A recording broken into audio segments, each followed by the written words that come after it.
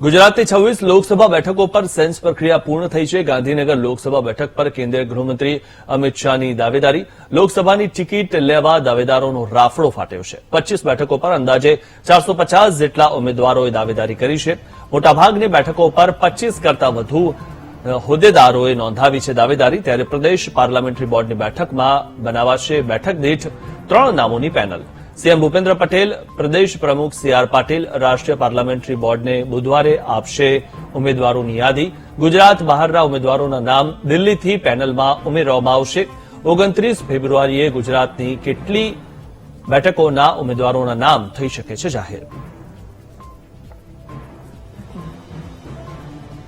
તો ઉલ્લેખનીય છે કે 26 બેઠકોમાંથી એક જે બેઠક છે ગાંધીનગર બેઠક, તેનું નામ તો ફાઇનલ થઈ ગયું છે। અમિત શાહ તેમનું નામ ફાઇનલ થઈ ગયેલું છે, પરંતુ બાકીની જે 25 બેઠકો છે તેના માટે ઘણા બધા દાવેદારો છે।